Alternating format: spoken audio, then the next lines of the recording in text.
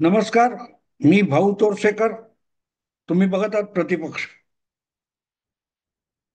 मित्रांनो, ह्या सगळ्या चर्चा ज्या ऐकताय तुम्ही, की ज्याला परत एकदा एनडीए मजबूत झाली, उपराष्ट्रपती पदाच्या निवडणुकीमध्ये परत मोदी शहा आणि भारतीय जनता पक्ष यांनी जबरदस्त मजल मारली. जे कालपर्यंत दावे प्रतिदावे करत होते की मोदी सरकार कमजोर झालेलं आहे, मोदी सरकारवरचा लोकांचा विश्वास उडालेला आहे आणि मोदी सरकार लवकरच गडगडणार आहे, काय काय दावे प्रतिदावे, म्हणजे काँग्रेस आणि विरोधी पक्षांनी केलेले दावे सोडून द्या. पण मीडियामध्ये बसलेले जे मोदी विरोधक आहेत, जे पत्रकार विश्लेषक आहेत, ते छाती ठोकपणे असा दावा करत होते.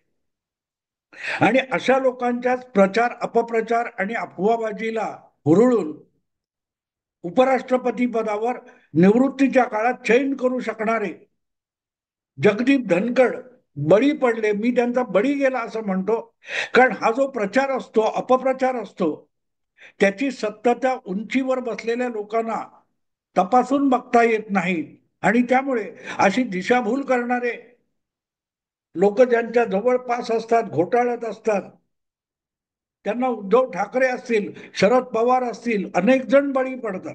अनेक जण बळी पडतात आणि त्यातला सगळ्यात अलीकडचा नमुना म्हणजे जगदीप धनखड आहे. वास्तविक जगदीप धनखड हा भाजपच्या पठडीतला माणूस नाही.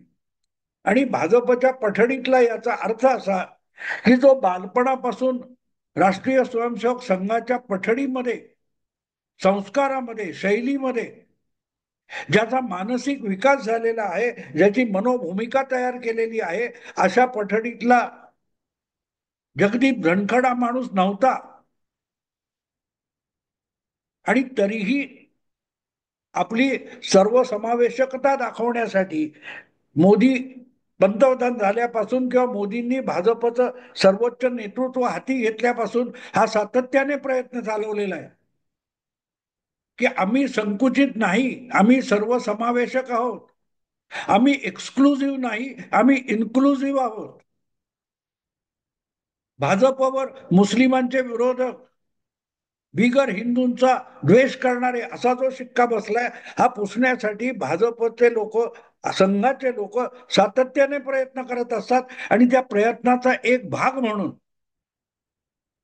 अशा प्रकारे इतर विचारांमधूनच वाढलेले पुढे आलेले लोक घेऊन त्यांना महत्वाची पदं देण्याचा धोका मोदी शहांनी पत्करला होता. सॉरी. पण त्याला तुम्ही प्राधान्य दिलं किंवा प्रोत्साहन दिलं तर मग जो बदल अपेक्षित असतो तो होत असतो. म्हणजे भाजपने बदललं पाहिजे, पण आम्ही अजिबात बदलणार नाही. भाजप हिंदुत्ववादी असेल, पण आपला हिंदुत्वात जो कट्टर आहे तो थोडा ढिला केला, सैल केला, सॉफ्ट केला, तर त्याला पुरोगाम्यांकडून किंवा जे तटस्थ आहेत त्यांच्याकडून प्राधान्य मिळायला पाहिजे. त्याच्याऐवजी भाजपला विरोध करता करता अगदी जिहाद, मुस्लिम जिहाद, देशविरोध इथपर्यंत समर्थन करायला जाणारे हे जेव्हा कंबर कसून उभे राहतात, तेव्हा मग दुसऱ्या बाजूला पण आपल्या भूमिका कट्टर आणि कठोर कराव्या लागतात. आणि त्याचाच परिपाक आपण बघतोय.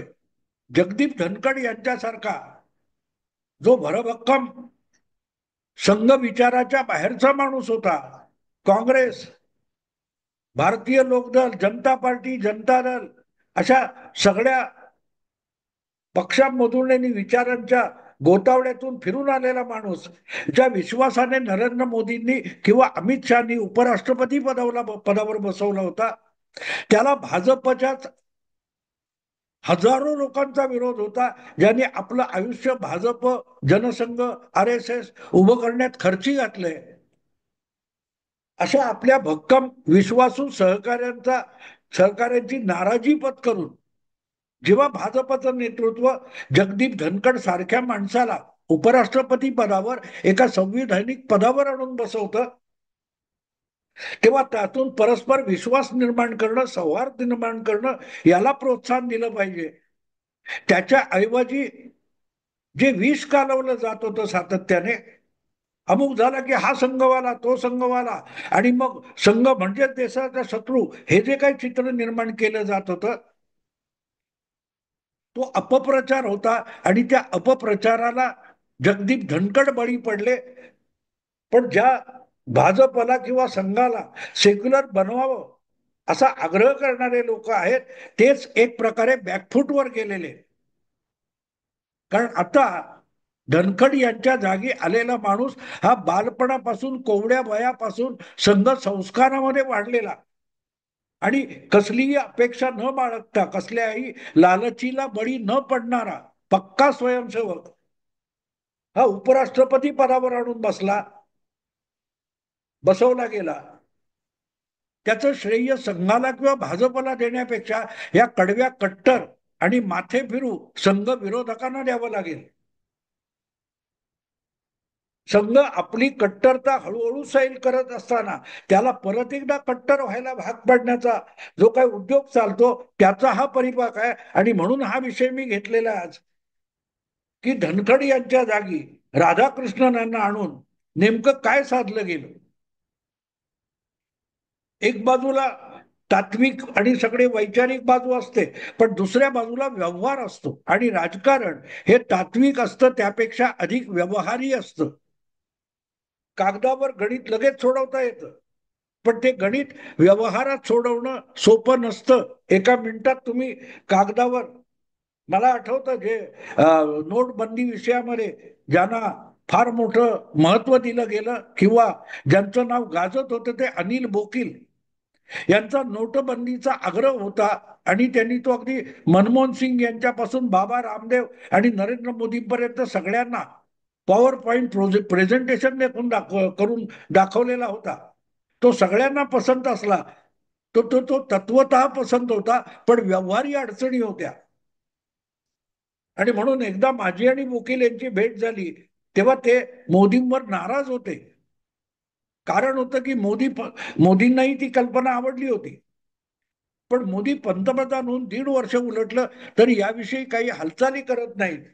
यासाठी बोकील माझ्याशी बोलताना नाराजीने बोलत होते. तेव्हा मी त्यांना एक गोष्ट सांगितली होती, तुम्ही जे व्यवहारता बघत नाहीयेत, तुम्ही फक्त तत्वता बघताय. आणि तुम्ही तत्वता बघता तेव्हा कागदावर तुम्हाला सगळ्या गोष्टी सोप्या वाटतात, पण त्या व्यवहारात आणायच्या. आणि व्यवहारात आणाय म्हणजे त्या काय 1000 आणि 500च्या नोटा रद्द केल्या, तर ज्यांच्याकडे जुन्या नोटा आहेत त्यांना बदलून नव्या नोटा देणं हा प्रचंड मोठा प्रदीर्घकालीन जटिल असा प्रोग्राम आहे. तो राबवणाऱ्याचा विचार करावा लागतो. तुम्ही कागदावर किंवा एक थिसिस लिहिताना तुमच्यासाठी सोपा असतो. आणि आपण बघितलं नोटाबंदीची किती दहे झाली, किती नाराजी, तक्रार, विरोधकांचा विरोध, हे सगळं करून सरकार चालवायचं परत. मोदींना सरकार पण चालवायचे आणि हा एक निर्णय घ्यायचा होता. तर सांगायचा हेतू असा की तत्वतः तुमची वैचारिकता खूप मोठी असते, पण वैचारिक बाजू ही व्यवहारात आणताना त्याचे अनेक कंगोरे बाजूला करावे लागतात, घासून पुसून पॉलिश करावे लागतात. ते नाही केले तर मग दुसऱ्या बाजूचे कंगोरे अधिक ताठर होतात आणि दोघांमधला समन्वय बिघडत जातो. असो, मुद्दा तो नाहीये. संघ आपल्यामध्ये जी एक सॉफ्टपणा, हळुवारपणा आणायचा प्रयत्न करतोय हिंदुत्वाच्या बाबतीत, त्याला अधिक परत कट्टरवादी बनवण्याचा जो उद्योग ह्या अतिरेकी सेक्युलर वैचारिक लोकांकडून होतोय, त्याचा परिपाक म्हणजे जगदीप धनकड यांचा बळी. आणि दुसरीकडे थेट संघाचा संस्कार असलेला, संस्कारित असा माणूस उपराष्ट्रपतीपदी आणून बसला. मला त्याचा काही आक्षेप नाहीये. माझा संघाच्या स्वयंसेवकांवर जास्त विश्वास आहे, म्हणूनच नरेंद्र मोदी हा माझा आवडता नेता आहे, हे मी लपवत नाही.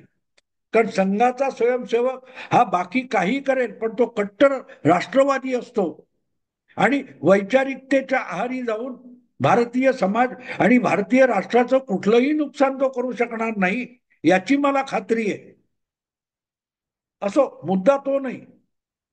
मुद्दा माझा असा आहे की हे सगळं करून मोदी शहांनी साधलं काय, म्हणजे त्याची व्यवहारी बाजू काय. एक स्वयंसेवक आणून बसवला, उपराष्ट्रपती पदावर. तर त्यातून राजकारण कुठलं साधलं गेलं आणि आपल्या राजकीय विरोधकांना कुठे पाणी पाजलं गेलं हे सुद्धा बघणं आवश्यक आहे. मोदी शहांनी साधलं काय किंवा त्यांच्या विरोधकांनी एवढा सगळा उपद्व्याप पडून गमावलं काय. सुरुवात जगदीप धनखड यांना फूस लावून मोदी सरकार पाडण्यापर्यंत कारस्थान रचलं गेलं. जे ठिसूळ जमिनीवरचं होतं ती कारस्थानची इमारत कोसळणार हे निश्चित होतं. पण त्यातून तुम्ही एक संघातून संस्कार न झालेला माणूस घालवून पक्का संघ संस्कारित माणूस आणून द्यायला मदत केलीत, किंबहुना मोदी शहांना ते भाग पाडलं.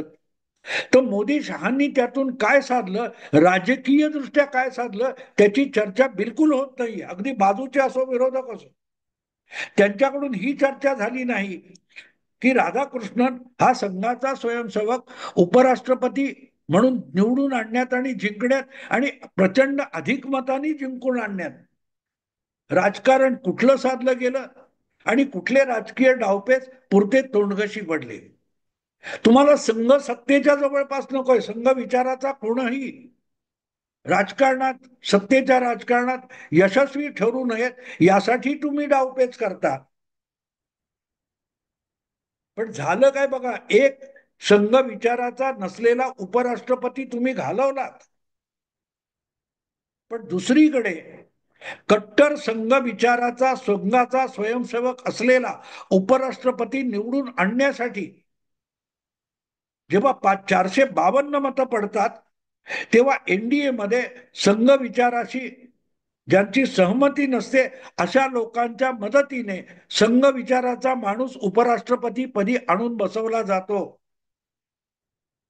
लक्षात ठेवा, 1998 मध्ये वाजपेयींचं पहिलं सरकार म्हणजे व्यवस्थित बहुमत दाखवून टिकलेलं सरकार आणण्यासाठी भारतीय जनता पक्षाला राम जन्मभूमी, ट्रिपल तलाक आणि समान नागरी कायदा 370 कलम हे 3 अत्यंत वादग्रस्त मुद्दे बाजूला ठेवून अजेंड्याच्या बाहेर ठेवून सरकार बनवावं लागलं होतं. जे कोणी संघ विचाराचे नाहीत किंवा भाजपच्या हिंदुत्वाचे सहमती असलेले नाहीत, विरोधक आहेत, त्यांनी सुद्धा भाजपला पाठिंबा देताना जी 3 मुद्दे बाहेर ठेवायला लागले होते ते मोदींनी राबवून दाखवले. 370 कलम गेलं, राम मंदिर झालं, राम जन्मभूमीचा विषय संपला आणि ट्रिपल तलाक पण मैदानात आला. वाजपेयी ते मोदी वाटचाल काय झाली आहे बघा. तुम्ही अधिकाधिक लोकांना कट्टर बनवत गेलात आणि राजकारणात व्यवहारी टिकायचं असेल तर सेक्युलर सेक्युलर लिबरल म्हणून जी वैचारिक कट्टरता दाखवली जाते त्यातून सत्तेचं राजकारण, निवडणुकीचं राजकारण टिकत नाही. या मुळे कंटाळलेले अनेक लोक हे विचाराने संघाचे नसतील, भूमिकेने संघाचे नसतील, पण संघाबरोबर जाऊन आपलं राजकारण टिकवलं पाहिजे म्हणूनच ते मोदींच्या बरोबर येत गेले. पण दुसरीकडे समन्वयाची भूमिका घेणारा काँग्रेस पक्ष म्हटलं अधिकाधिक सेक्युलर वामपंथी डावा होत होत नामशेष होण्याच्या मार्गाला लागले नाही. आणि त्यामुळे राधाकृष्णन यांच्या विजयामधून साधलं काय केलं असेल तर संघाचा विचार हा अधिकाधिक बिगर संघ राजकीय पक्षांना, संघटनांना, पक्षांना आणि नेतृत्वांना या एका निवडणुकीतून पटवला गेलेला आहे. राधाकृष्णन हा संघ स्वयंसेवक आहे, तरीही नितीश कुमार आणि चंद्रबाबू नायडू यांच्या सकट बिगर भाजपा पक्षांनी निमूटपणे कुठलीही तक्रार न करता संघाच्या स्वयंसेवकाला मतदान केलेलं आहे. ही गोष्ट सगळ्यात वेगळी आहे. आजपर्यंतच्या काय त्या उपराष्ट्रपती राष्ट्रपती निवडणुका बनवलेली सरकार दाखवलेलं बहुमत आणि राधाकृष्णन यांचा विजय यातला सगळ्यात महत्वाचा फरक तो आहे की 240चं अल्पमत असताना लोकसभेमध्ये सरकार डळमळीत आहे, डळमळीत आहे, डळमळीत आहे रोज सांगितलं जात असताना त्याच बिगर भाजप बिगर संघाच्या खासदारांकडून संघाचा स्वयंसेवक मोदी शहांनी निवडून आणला, ही सगळ्यात मोठं साधलेलं राजकारण आहे.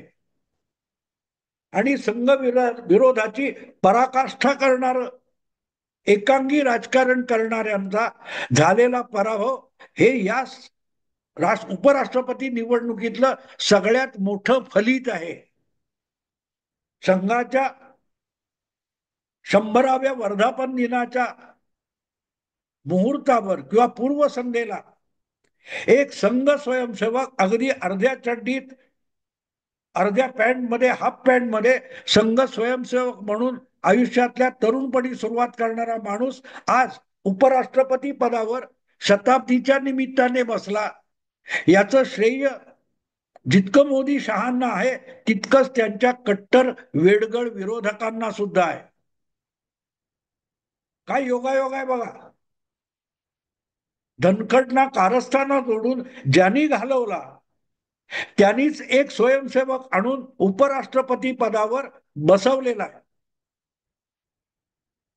श्रेय अर्थातच मोदी शहांना जाणार आहे, पण त्याचं श्रेय एखादी कथा रंगते, त्या कथा नायक, त्या नायकाचे साथी सवंगडी त्या कथा रंगवण्यामध्ये तेवढी पूर्ण पात्र पुरेशी नसतात. त्यामध्ये एक खलनायक असतो. तो खलनायक त्या कथानकाला रंगत आणतो, अगदी क्लायमॅक्स पर्यंत घेऊन जातो. ज्या प्रकारे राधाकृष्णन यांची निवड उपराष्ट्रपती पदापर्यंत करण्यात संघाच्या कट्टर विरोधकांनी, वैचारिक विरोधकांनी एक महत्वपूर्ण भूमिका बजावली, ती अशी आहे की एनडीए मध्ये असलेल्या संघ बिगर संघाशी सहमत नसलेल्यांना सुद्धा संघाच्या मागे आणून उभं करण्याची परिस्थिती ज्यांनी निर्माण केली त्यांचं यश मोदी शहांपेक्षा अधिक आहे. त्यांना अधिक श्रेय आहे. कारण सरकारमध्ये तडजोडमध्ये म्हणून आम्ही आहोत हे चंद्राबाबू नायडू किंवा नितीश कुमार सांगू शकतात. पण आज आम्ही सत्तेसाठी, मोदींसाठी भाजप बरोबर होतो, आम्ही संघाबरोबर नाही. हे जे तावाने सांगणारे होते त्यांना सुद्धा निमूटपणे संघ स्वयंसेवकाला मत द्यायला कोणी भाग पाडलं असेल तर ते कट्टर संघ विरोधकाच्या अतिरेकाने भाग पाडले, आणि तेच तर साधलेलं राजकारण आहे. पण याची चर्चा तुम्ही बघणार नाही, कारण चर्चा करणारेच, विश्लेषण करणारेच प्रामुख्याने मीडियामध्ये भरलेले सगळेच्या सगळे डाव्या विचारांचे, सेक्युलर विचारांचे जे लोक आहेत ते हा बाजू मांडणार नाही. कारण हा पराभव त्यांचा आहे, काँग्रेस पक्षाचा नाही, सुदर्शन रेड्डीचा नाही, इंडी अलायन्सचा नाहीये. हा पराभव मीडियामध्ये बसून एक आभास निर्माण करणारे, संघाच्या विरोधाचा बागुलबुवा निर्माण करणारे आहेत, त्यांचा दारुण पराभव झालाय. कारण सुदर्शन हा उमेदवार त्यांचा होता, नावावर कोणाच्या होता. एक प्रकारे बेनामी व्यवहार असतात, पैसे देणारा एक असतो आणि मालमत्ता दुसऱ्याच्याच नावाने दाखवली जाते. तसा हा बुद्धिजीवी वर्गामध्ये, विद्यापीठांच्या प्राध्यापक विचारवंतामध्ये किंवा माध्यमात बसलेल्या डाव्या विचारवंत विश्लेषकांचा उमेदवार होता, ज्याचं नाव सुदर्शन रेड्डी होतं, जो काँग्रेस आणि इंडी अलायन्सच्या नावावर बेनामी उमेदवार होता. तसं म्हटलं तर त्याचा पराभव हा दिसायला काँग्रेसचा पराभव आहे, पण व्यवहारता माध्यमांमध्ये, बौद्धिक जगतामध्ये जो एक डावा सेक्युलर कट्टर पंथ निर्माण झालाय, अल्ट्रा लेफ्ट निर्माण झालाय, त्याचा पराभव आहे. आणि त्याचा पराभव करताना फक्त ज्यांना संघ आणि उजवे म्हणतात त्यांच्या पलीकडचे अनेक लिबरल, सेक्युलर सुद्धा संघाच्या बाजूने उभे राहिले. हे सगळ्यात मोठं राजकारण मोदी, शहा आणि संघाने केलंय, आणि त्याची चर्चा सुद्धा होणार नाही. कारण ज्यांचं थोबाड फुटलंय ते आमचं बघा थोबाड फुटलं आणि संघ जिंकला असं सांगणार नाही. म्हणून हा विषय एकूण अनालिसिस मध्ये, विमर्शामध्ये येणार नाही. कारण आपलं थोबाड फुटलं हे कौतुकाने हे लोक सांगणार नाहीत, म्हणून हा विषय मला घ्यावा लागला. आवडला लाईक करा, शेअर करा आणि प्रतिपक्षाला सबस्क्राईब करा.